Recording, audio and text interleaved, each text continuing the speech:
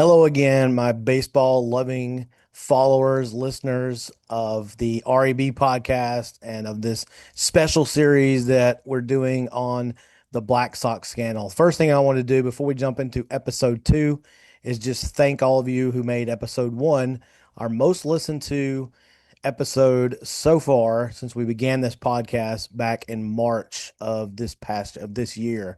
And so just really thankful for all the support, a lot of great feedback from listeners about the first episode that we released on Thanksgiving night.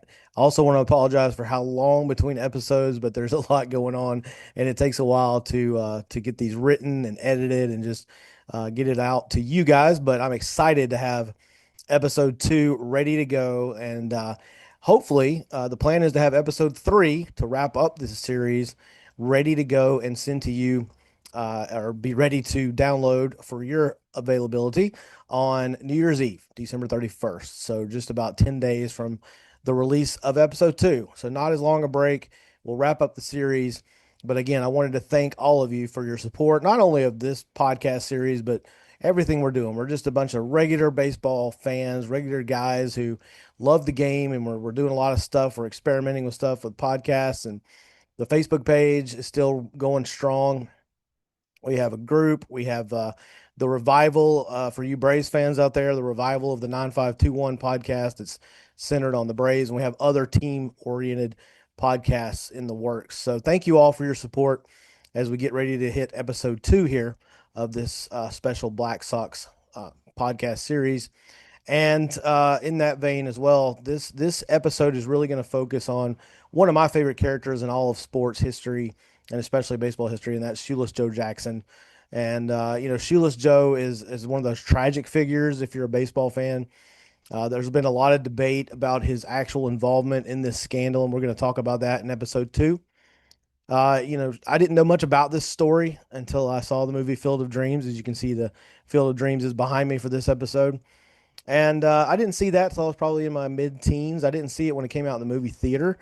I saw it later on VHS for all of you older guys that don't know what I'm talking about. So VHS, I was watching Field of Dreams, and it just hit me emotionally, like I know it did so many of you as a baseball fan, as a son. It just hit me, and it hits differently now as a father and having a son who's also a big baseball fan.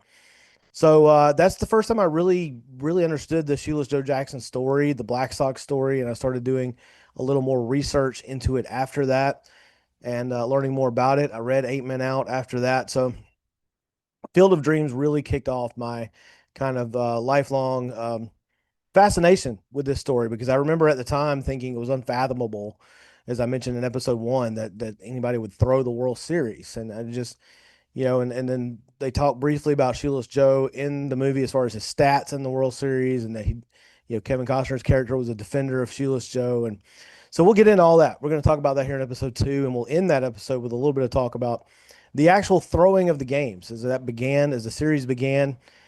How was that done? We don't have a lot of detail on that, but we do have some records from sports columnist Hugh Fullerton, who had Christy Mathewson sit with him during the games because he had caught wind that there might be something crooked going on.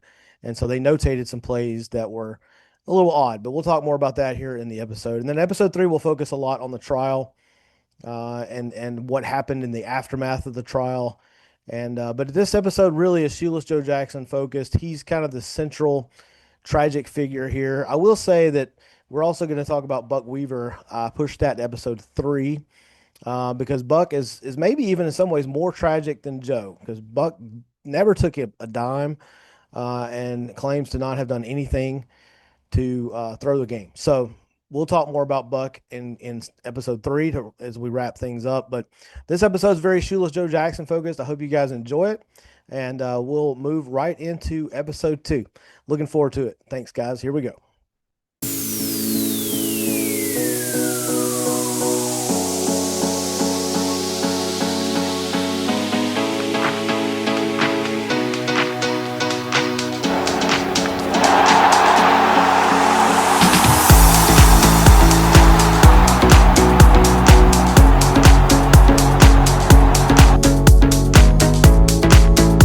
Shoeless Joe Jackson's character in Field of Dreams is trying to describe what it's like losing the ability to play baseball after he was banned as part of this Black Sox scandal. To quote Shoeless Joe's character in the movie, he says, "Getting thrown out of baseball was like having part of me amputated. I've heard that old men wake up and scratch itchy legs that have been dust for over 50 years. That was me. I'd wake up at night with the smell of the ballpark in my nose, the cool of the grass on my feet, the thrill of the grass." He went on to say, "Man, I did love this game. I'd have played for food money. It was the game, the sounds, the smells. Did you ever hold a ball or a glove up to your face?"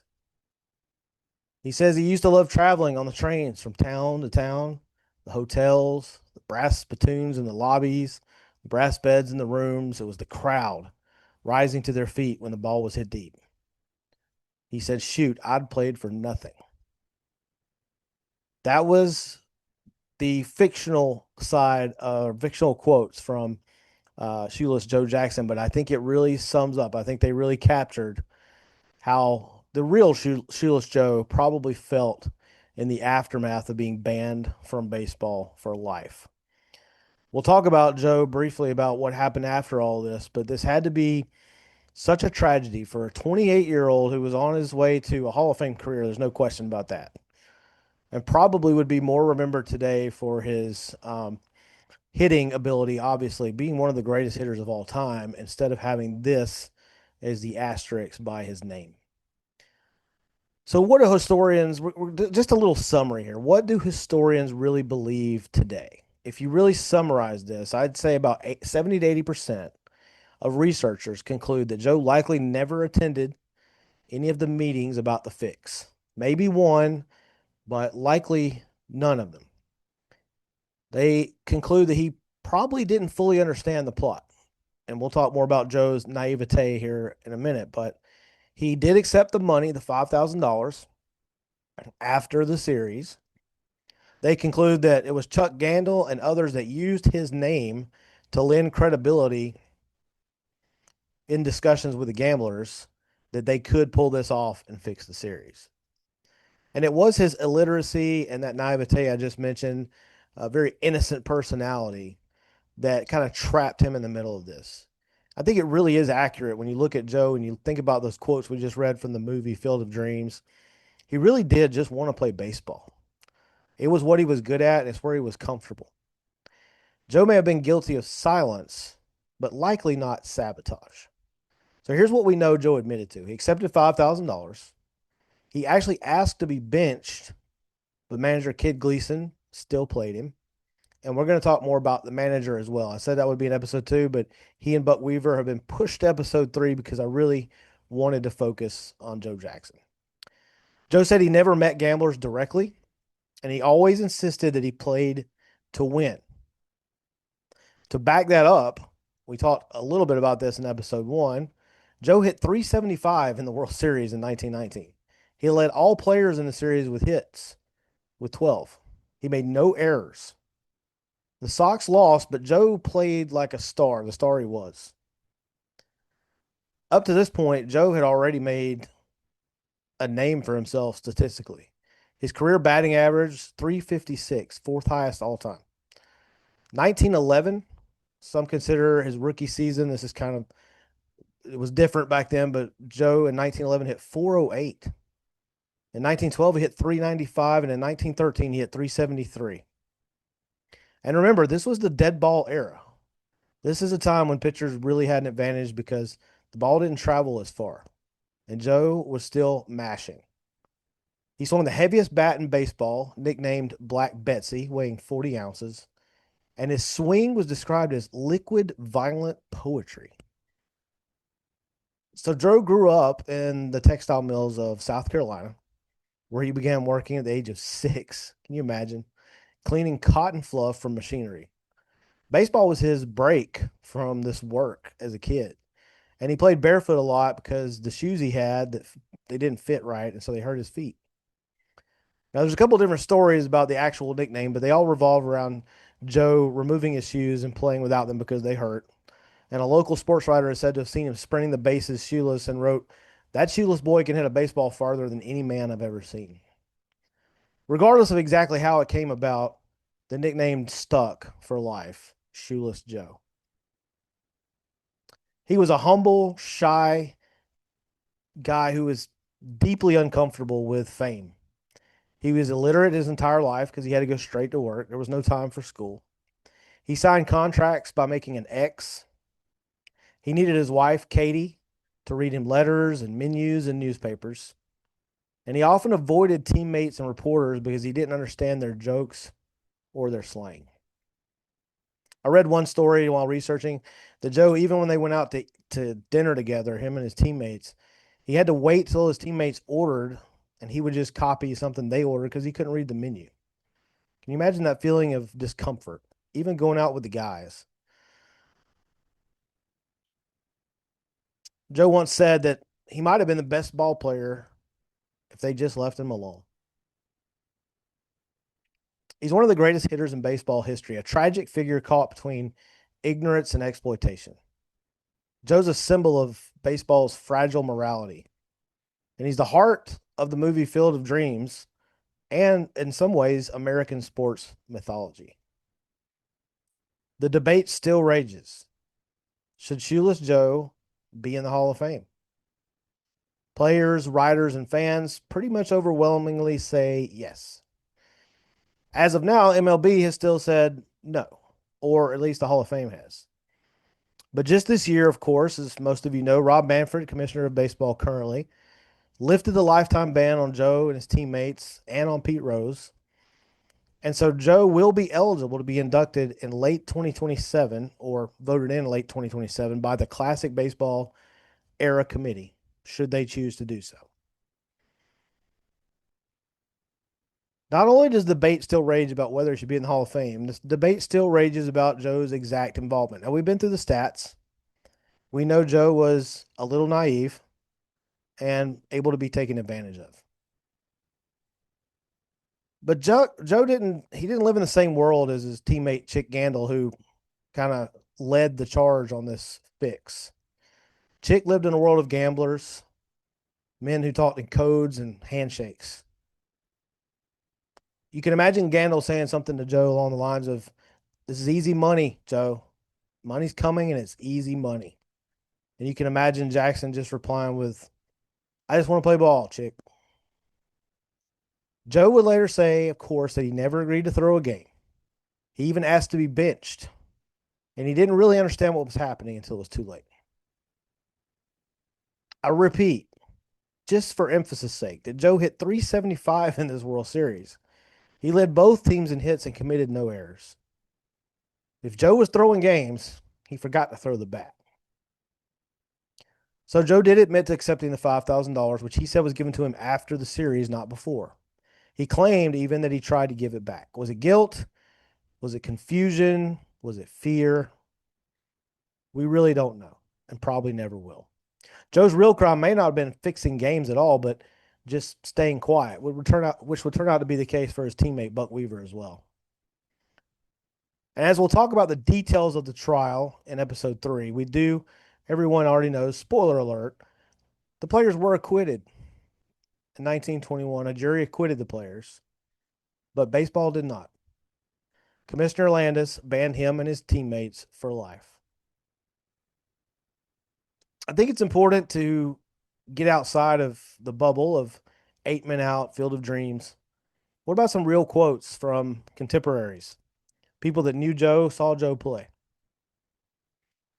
Ty Cobb, widely regarded as one of the hardest to get along with players in the history of baseball. It's even quoted in the movie Field of Dreams by Shoeless Joe's character that nobody could stand the guy when he was alive.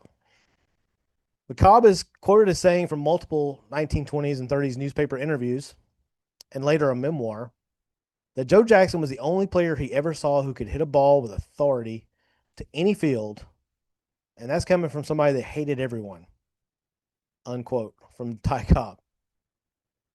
Pretty high praise coming from one of the greatest players of all time, Ty Cobb, especially, as he said himself, not someone to hand out compliments easily. Former teammate with the Cleveland Naps, Tris Speaker, another Hall of Fame player, said that Joe was as natural a hitter as he ever saw. And he didn't study pitchers, he just reacted. This establishes Joe's ability to just be instinctual. He wasn't calculating. Of course, they didn't watch film back then. He was a perfect contrast to the fix because he was just go with it, instinct. Eddie Collins, teammate, not in on the fix, said that Joe Jackson was a simple fellow and he never believed he was smart enough to be crooked. Grantland Rice, legendary sports columnist, said of Shoeless Joe that he swings a bat as if it were part of his arms, an extension of his will. Ring Lardner, Chicago columnist and novelist, said that Jackson's one of the gentlest men ever to put on a baseball uniform and one of the deadliest with a bat. Hugh Fullerton, Chicago Herald Examiner writer at the time and one of the founding members of the Baseball Writers Association, who will play a large part in this story and uncovering the fix. Quoted as saying, Joe Jackson was not a thinker, he was a doer. The bat decided for him.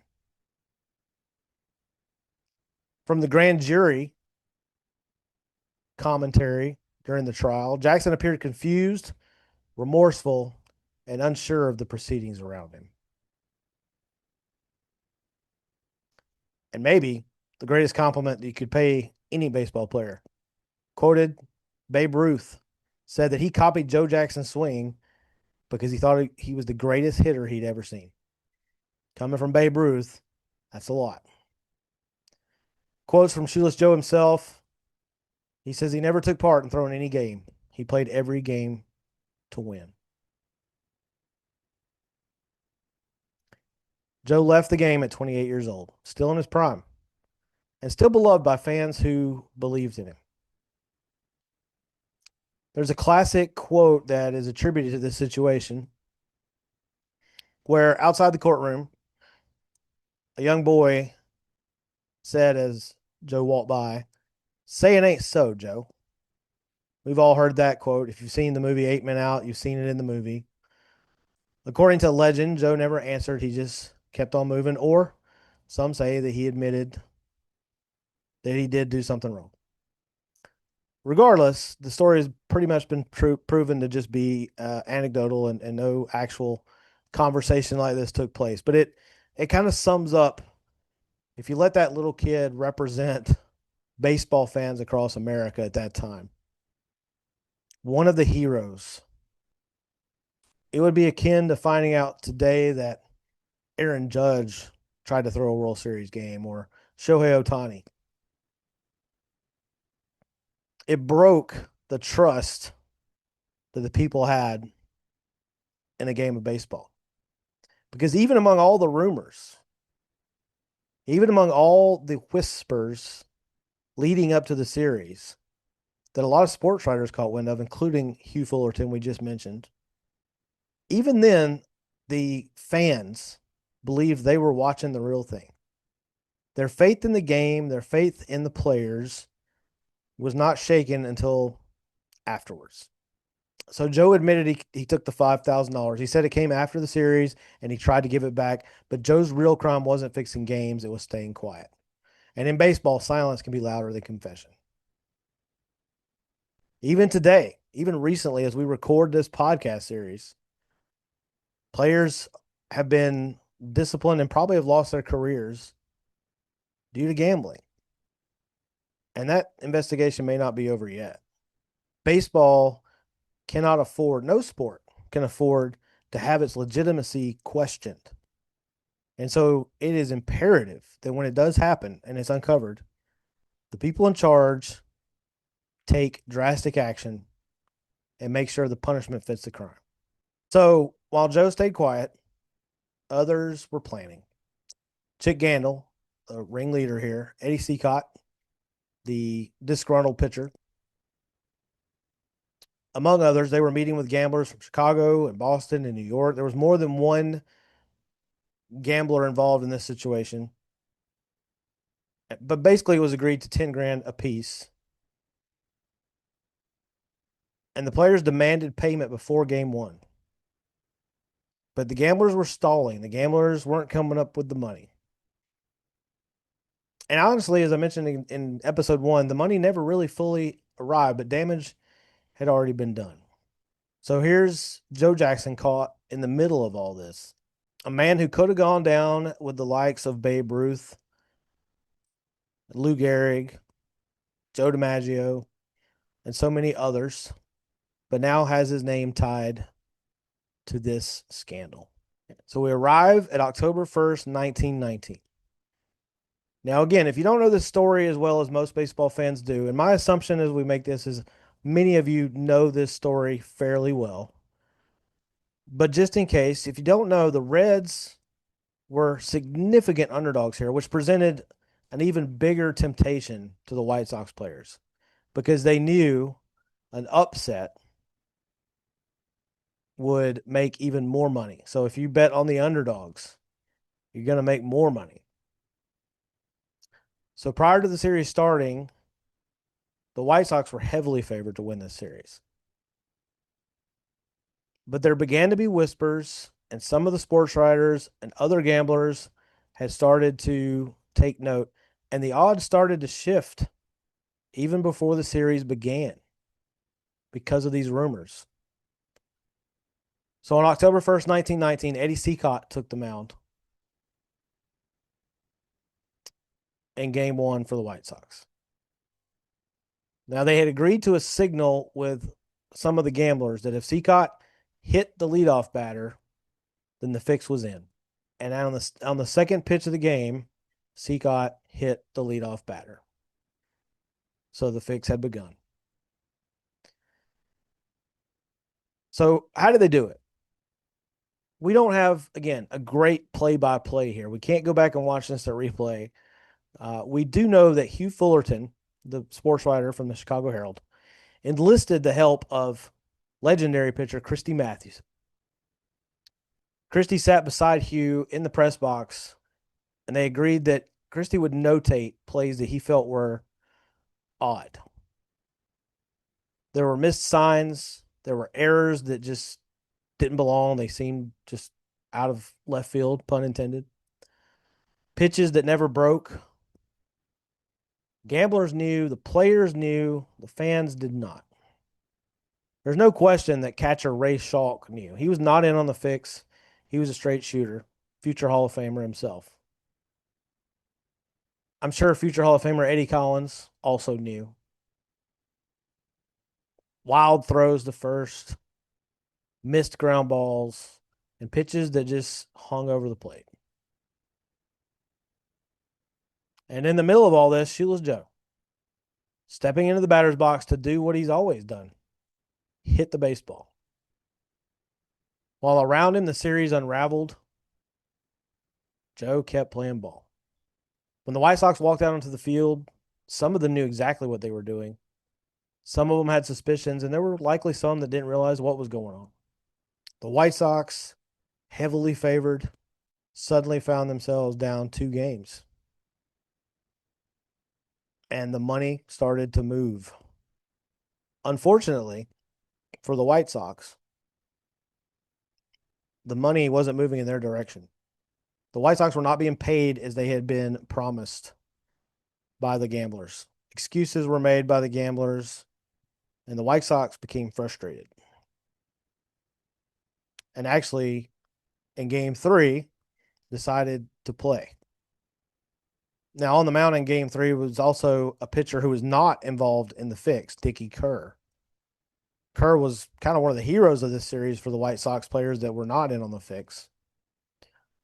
Kerr would win 2 games in this series, but he followed Cicotte and Lefty Williams, who were both in on the fix. After promises were again made and apologies given out by the gamblers, Cicotte pitched in game 4, and the White Sox lost to go down 3-1. Now, this was a best-of-9 series, by the way. Maximizing those gate receipts for the owners. We talked a lot about owner Charles Comiskey in episode 1 and his want to not only win pennants, but make money. Longer series meant more gate receipts.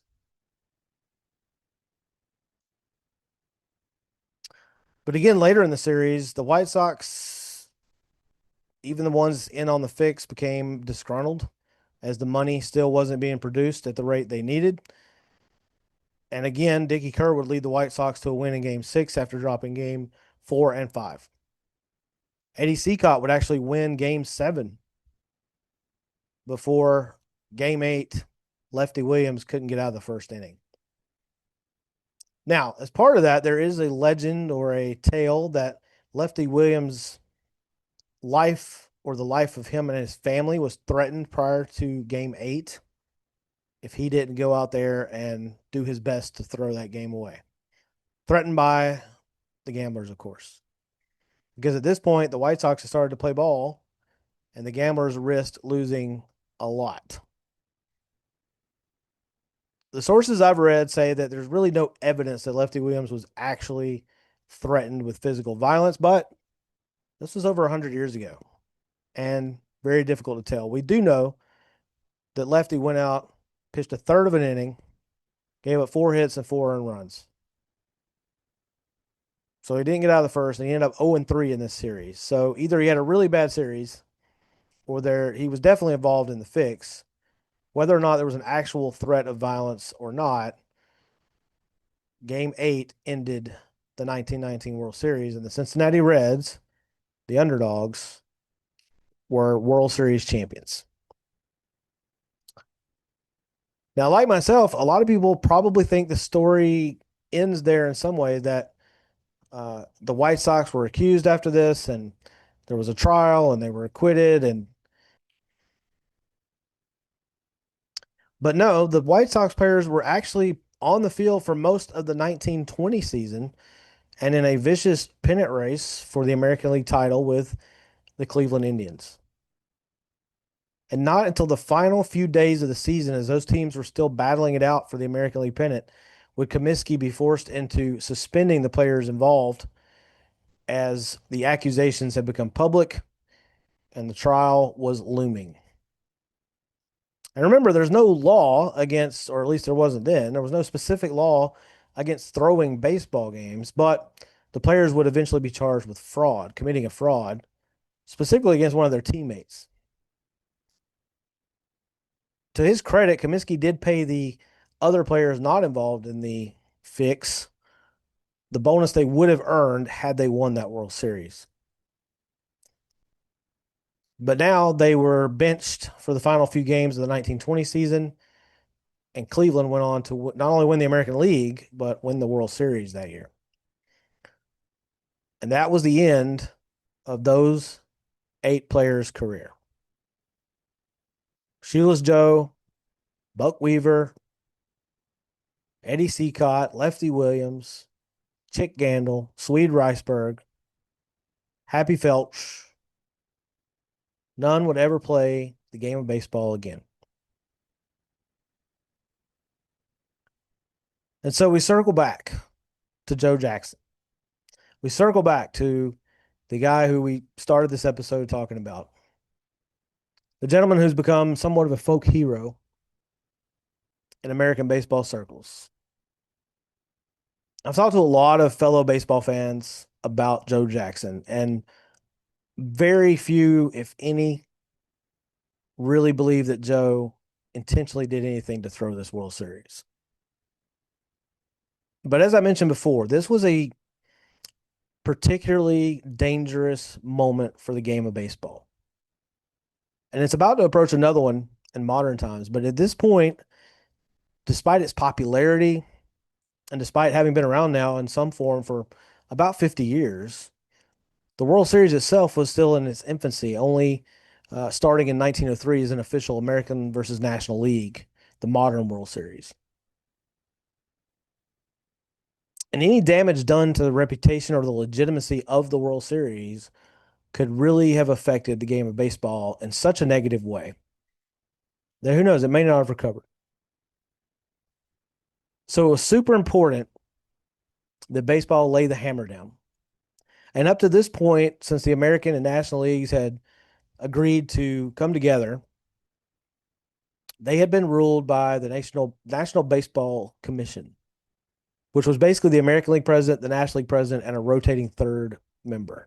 But they were highly criticized for how they governed the game. There was a lot of inconsistency, a lot of looking out for themselves, their own league, their own teams. And so they decided that if the game were to survive, they would have to cede power to someone else. Now, the original plan was to get another three-man committee, and the first person they approached to join this committee was Kennesaw Mountain Landis, federal judge Kennesaw Mountain Landis, known for being hard, being firm. But Landis said no to the committee. He said if they wanted him, he would have to be the guy. He would have to rule baseball with an iron fist, and the buck would stop with him. And because of the situation they were in, baseball agreed. And Kennesaw Mountain Landis became the authority. Now, there's stories about Landis's fairness and his ability to be impartial, but there's also stories about Landis looking the other way. A few years after this scandal, with some other highly popular players that may or may not have been involved in some gambling issues themselves, but Landis looked the other way. But in this case, in this moment, even if you feel badly for Buck Weaver and Shoeless Joe Jackson, to save the integrity of the game, what Landis did probably is the thing that had to be done. These players were publicly called out. Everyone knew what had happened, acquittal or not. And to keep baseball as pure as possible at that moment, what happened probably had to happen. And so the great tragedy of Shoeless Joe Jackson, this decision was made by Landis in this moment.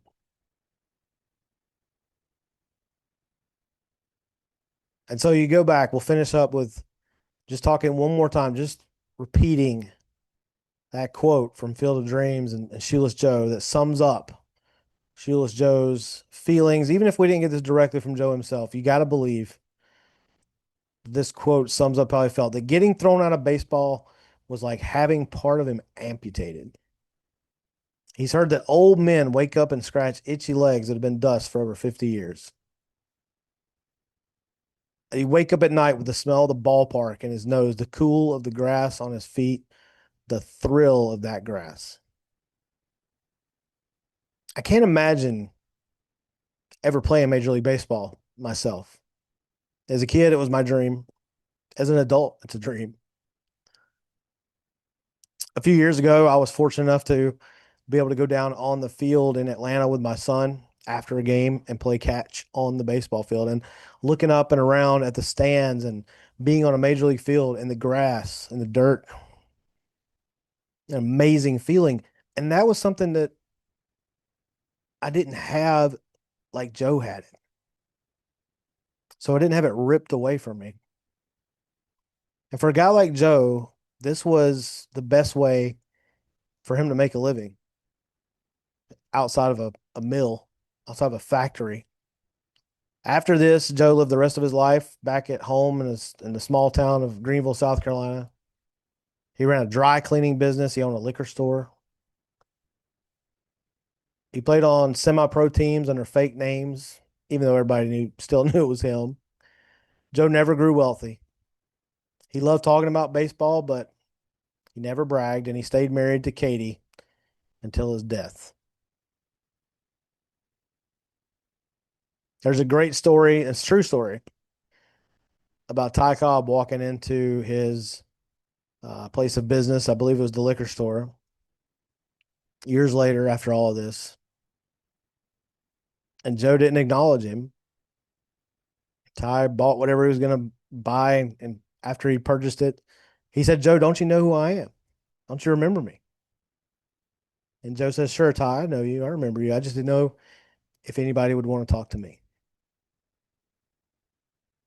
Humble guy, caught in the worst of circumstances, and forever an American folk hero slash tragic figure, Shoeless Joe Jackson. If you haven't seen Field of Dreams, I highly encourage you to check it out. It is highly fictionalized, obviously, but the heart of it will help get this story across. But it's so about so much more than just Shoeless Joe. It's about the relationship between fathers and sons and the relationship between baseball and America. It's just such an incredible movie and story. If you haven't read Eight Men Out, I encourage you to check that out as well or watch the movie. But as we identified in episode one, there are a lot of things that that book kind of filled in some gaps with some creative license. But again, we're talking about a story that happened in 1919. And, there are some written records, but it's hard to go back and get it all exactly right. But what we've talked about in episodes one and two, I firmly believe are on a foundation of truth and paint a picture of just a fascinating story in the history of baseball. So we'll end episode two there. And episode three will focus on the trial, but more so, really, the aftermath. And we'll talk about Buck Weaver and we'll talk about Kid Gleason, the manager, and what happened to some of the other players after this. Episode three will wrap up this Black Sox Scandal series, which I've had an incredible time researching and discovering more about it. A story that I knew, but I've been able to dig in a way I never have before. So, very excited to bring this series to you. I hope you're enjoying it. And we're already thinking about what's going to be next because we want to continue these historical stories of baseball.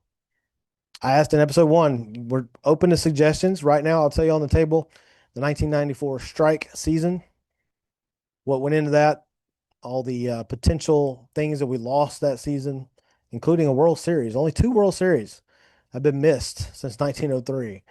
One was 1904 when the Giants declined to play and give any respect to those upstarts from the American League. Even during two world wars, the World Series was still played. And of course, 1994. So that would be a fascinating story. And there's so many others. We could do Pete Rose. We could do baseball during the world wars. That's been an idea I've had. So open to suggestions from our followers on the Facebook page and our listeners. Please reach out and let us know. In the meantime, please continue to support all that we do. We appreciate you so much. Keep a lookout for a new REB podcast episode coming soon as we, believe it or not, and thankfully start to look towards spring training as we get past the Christmas season and get into January. My new co-host, Michael Simpson, will be joining me to revive the 9521 Atlanta Baseball Podcast. And we have decided we will do our first episode in January to preview our first preview of the 2026 Braves season. We have so much more coming. We have podcasts we want to do team specific. If you're a fan of a team and you really keep up with that team a lot and you'd like to be involved, perhaps give us a shout out on the Facebook page or shoot us an email at baseballromantic77@gmail.com. And we'll get in touch with you and see if schedules work out. We'd love to have you contribute because we're just a bunch of regular guys doing this because we love the game of baseball and we love our teams. Also, if you haven't seen on our Facebook page or in our group on Facebook, be on the lookout. New Year's Eve, well, December 30th, we'll start it. It'll go through New Year's Eve. We're going to go back and look at those 121 World Series that have been played in the modern era, starting in 1903. It's not a countdown. We're going to start in 1903, and you're going to get a quick graphic for each of those 121 World Series beginning. I believe we're going to start about 10 a.m. Eastern Time on December 30th. Get 4 or 5 an hour that will lead right up until with a break overnight. We're not going to do them overnight. We'll schedule it to where 2025 comes up right at midnight as we flip the calendar over to 2026. So just a fun way to ring in the new year. Putting a lot of work into that. You guys can go back and look at the history of the World Series with a quick recap of how that series played out and just learn some baseball history while you are chilling out and enjoying your New Year's. And we hope you enjoy that as I'm working on those graphics now and trying to get those out to you guys on time for the new year. So be on the lookout for that. Be on the lookout for the revival of the 9521. Be on the lookout for a new REB podcast with my co-hosts Nico and Bruce and Josh and potentially special guests as well. So thank you for all the support, guys. I hope everyone has an incredible Christmas and New Year. We're dropping this episode on December 21st, so just days before Christmas. Hope you all enjoy your holidays. And we will be back with episode 3 of the Black Sox Scandal, the final episode to wrap up this series. And that will be on December 31st, New Year's Eve. You'll be able to get it on Spotify, Apple Podcasts, and YouTube. This one will be available on December 21st on those platforms as well. Thank you guys so much. And in the meantime, we will see you at the ballpark.